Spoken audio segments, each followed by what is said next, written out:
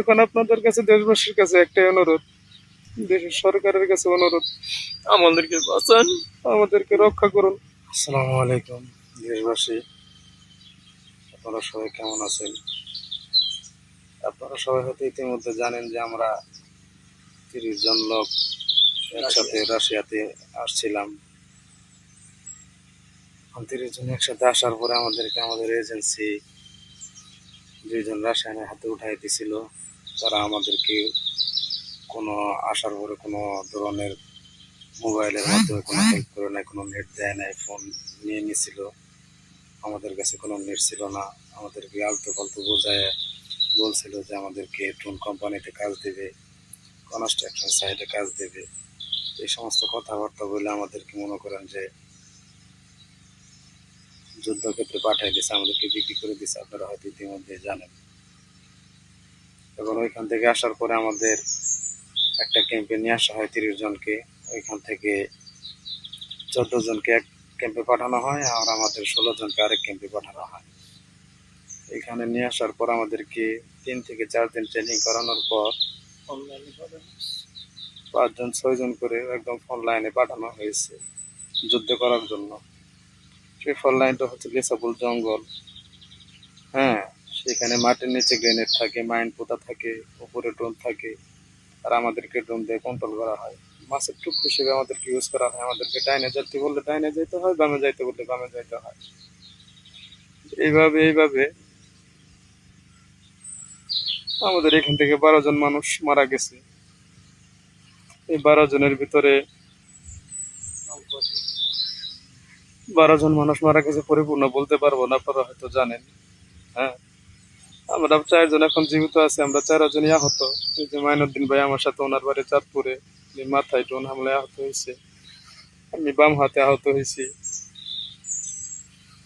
এখন আপনাদের কাছে, দেশবাসীর কাছে একটাই অনুরোধ, দেশের সরকারের কাছে অনুরোধ, আমাদেরকে বাঁচান, আমাদেরকে রক্ষা করুন, হেল্প করুন। আগে আল্লাহ, পরে আপনারা। আমাদের 4 জনের 2 জন এখন হাসপাতালে, আমাদের 4 জনের ভিতরে 2 জন এখন অন্য একটা হসপিটালে আছে, আর আমাদেরকে একদম ক্যাম্পে রাখা হয়েছে।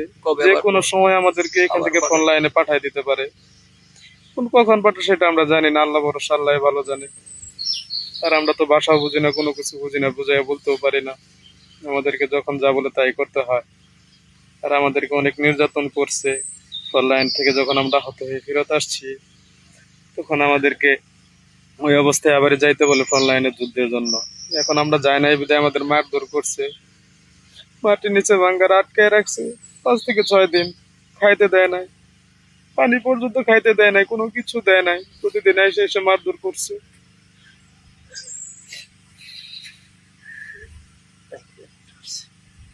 আপনাদের কাছে একটা অনুরোধ, দেশের প্রধানমন্ত্রীর কাছে অনুরোধ, আমাদেরকে বাঁচান, চেষ্টা করেন, আমাদের সবাইকে রক্ষা করতে হেল্প করেন। দেশবাসীর কাছে একটাই অনুরোধ। আর সবার বাড়িতে ছোট ছোট বাচ্চা আছে, আমার বাড়িতে একটা 5 মাসের বাচ্চা আছে। আমরা তো এই জীবন চাই নাই। আমরা আসছিলাম শুধুমাত্র ডাইল ভাত খেয়ে বাঁচার জন্য, আমাদেরকে এভাবে বিক্রি করে দিছে। এখন কি করবো আমরা বুঝতে পারতেছি না, বুঝি না বাসা, কোনো কিছু বুঝি না।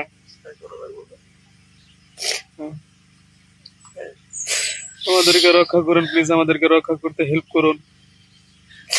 আপনাদের কাছে একটাই অনুরোধ, সকল স্তরের জনগণের কাছে একটাই অনুরোধ, আপনারা আমাদেরকে রক্ষা করতে হেল্প করুন।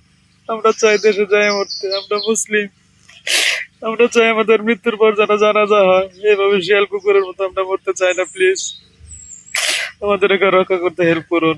আপনাদের কাছে একটাই আহ্বান। আর আমরা ফোন চালাচ্ছি এখানে, লুকায় লুকায় একটা ফোন কিনছি হসপিটালে নেওয়ার পর। তারা এখানে জানে না যে আমার কাছে ফোন আছে, লুকায় লুকায় ব্যবহার করতেছি। আমরা দেশের থেকে যে মোবাইল গুলো আনছি, তারা সে মোবাইল গুলো নিয়ে নিছে। এখন পরে আল্লাহ, আল্লাহর পরে মানুষ। আমরা তো মাত্র চেষ্টা করতে পারি।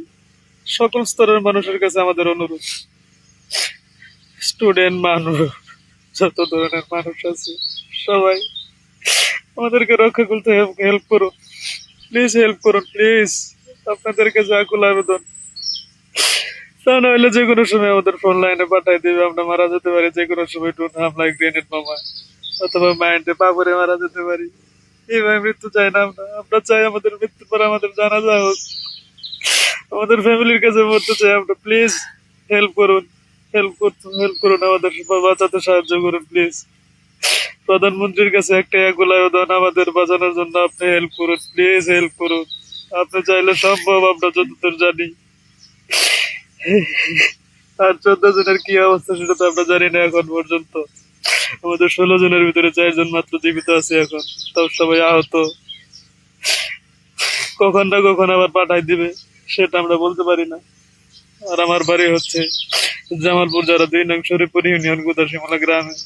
আমার বাড়ি চাঁদপুর জেলা ফরিদগঞ্জ থানা ষোলনগর উপসা দক্ষিণ ইউনিয়ন পশ্চিম কাউনিয়া মসজিদ বাড়ি। আর বেশি কিছু বলতে পারবো না, যে কোনো সময় লোকজন চলে আসবে। প্লিজ আমাদেরকে রক্ষা করুন, উপরে আল্লাহ পরে আপনারা আমাদেরকে রক্ষা করতে হেল্প করুন প্লিজ। আমরা এভাবে মরতে চাই না। আল্লাহ হাফেজ।